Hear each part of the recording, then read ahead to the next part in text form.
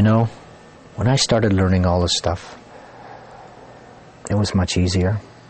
We did not have all the hype that goes with the training today. We had no commercialism, no ultimate fights outside of real combat in a war. Our heroes weren't tattooed fighters wearing tight shorts, but men who wore real military uniforms.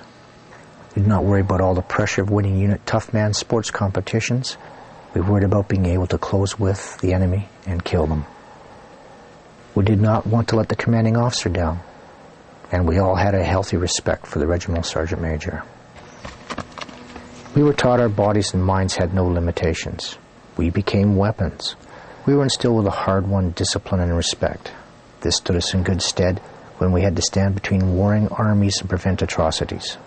We were trained not to show emotions or lose personal control. Yes, we were taught to kill, but we were also taught that we had a higher code of conduct to live up to. We developed an indomitable fighting spirit and worked within a team of highly skilled, like-minded warriors. We fought for our regimental colors, and we did not stand around beating our chests seeking fame and glory at others' expense. We were called soldiers, not operators. We stood firm in harm's way, showing courage and assertive confidence that we would not fail. This was our fighting system, a soldier system. It's not for everyone. It's still hard, and I've not lowered the bar like so many others. I often wonder why I still keep teaching it. Maybe because I don't want to see the system fade into history. Maybe because I feel it's needed today more than ever. I don't know.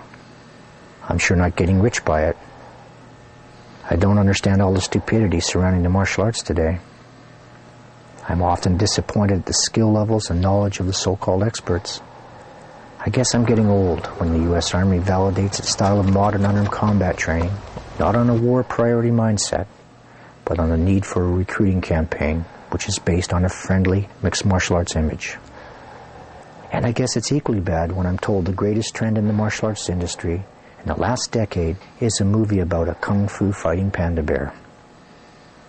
A wise old soldier told me once, "You can't fix stupid, and therefore you have to remain forever semper gumby." I guess people in this business will always be reinventing the wheel instead of polishing old ones. I can remember 25 years ago, I could not give away ground fighting, and now look at it. I have been told a boxing stance is no good in a stairwell, but then I have to question if the person saying that has ever been in a real fight. It would seem to me that not too many people, including the military today, are really interested in realistic training.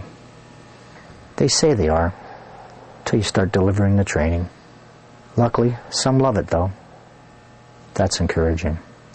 I guess because I'm not very good at packaging what we do, or selling it, that often makes things difficult. People close to me, and the system, tell me I'm too stubborn. I need to bend a little. But then, would I be honoring those men who taught me? I've tried to modernize our teaching and training, not for the sake of commercialism.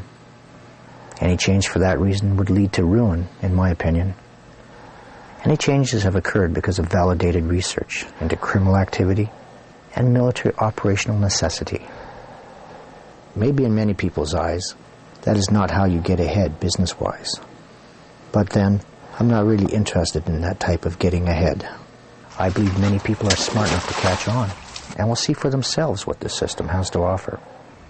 Maybe I'm wrong, but we will see. After all, it's been around for more than 80 years.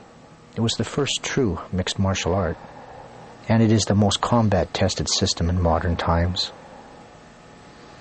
It is training that's been validated by over 6 million men and women in combat operations since World War II alone. I think that's a pretty good record. I believe this is why we cannot sideline hard discipline to the point realistic training in favor of fads and commercial opportunities. At least that's what I think. I hope I'm not alone in that thought. I know it works because it saved my life on more than a few occasions. Not many people can say that. Many times I wish I could say otherwise as well. But we can't go back once you've crossed that line in your life. I guess now, I hope through our training, we can keep others safe, so they do not have to cross that line. Real training is a big responsibility. It means you have to really care about teaching it right. You need to think outside the box and understand how all the parts of training come together. For me, it is sometimes difficult because even soldiers and police officers today are not trained to the same level as I was.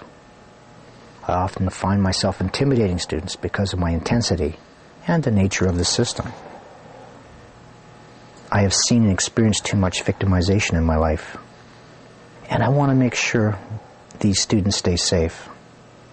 I guess this means I get a little overzealous at times. Sometimes it's just hard to switch off the focus I feel towards all this stuff. I am getting a little better. I'm even getting people to laugh at my jokes. I find it tough to teach young soldiers who come to me. Not because they're not tough or professional, but maybe it's because they seem to come with so many bad habits. Maybe because I'm not going with them. It strikes me that training today is almost schizophrenic in nature. One moment they're supposed to be killers, the next humanitarian aid workers, and the next a police officer. I guess the concept of a directed three-tier war has affected everyone. But I still can't figure out why they teach them to fight using sports concepts. I suppose their instructors never heard the expression, how you train is how you react. I think that is why they find my training so shocking. Imagine rules in a street fight. I wonder what my instructors would think of that. Bloody silly question. They'd think it was bloody stupid. We had a different mindset back then. But still, I feel there's never enough time to prepare them. Imagine training a 19-year-old to make life and death command decisions in a matter of seconds. Something no executive of a modern corporation could do. Decisions that stay with you for the rest of your life. I wish I had more time with them. The future strength of this system will come from our new and future instructors. It will be to them I will have to pass the torch of the system. I often wonder, am I preparing them enough for this role? Have I given them enough of the skills and knowledge that my instructors imparted to me? Have I given them the spirit of this system? Do they really understand that they train in the footsteps of heroes? Or do they think I just made it up? I sure hope I'm getting the right concepts across. Everyone today, it seems, is an expert, not just in the martial arts, but in close combat. I guess this makes it difficult for people to buy into systems and histories of those systems. For an old soldier like me, that is sad. Especially when I meet guys parading around in military-style uniforms, telling the world they teach the military elite, when they themselves have never served. I guess those same guys are teaching the police, because the standard of police skill and knowledge has surely dropped off. Oh well, not much we can do about it. For 30 years I've been beating my head against the proverbial wall, trying to teach solid, no-nonsense skills in this area. Often there would seem to no avail. I guess you can lead a horse to water, but you can't make it drink. Fortunately, I've never adopted the modern linguistics or thinking everybody else is using today. I guess that's the part about teaching an old dog new tricks I missed out on. Since I'm getting too old and have too much experience for the arguments of who invented this or that, I will keep plugging away in my old-fashioned way. I'll not worry about who invented what or if the chicken came before the egg. I think I'll spend my time staying in shape, training, and hopefully teaching. I think that makes more sense. Being a quiet, confident warrior, or shall we say an uncommon warrior, is more important today. And I'm sure others think that way too. So we'll seek each other out, and in the long run, things will happen in the correct order. Did not some wise man once say that when a student is ready, the master will appear? Maybe the same can be said for a system.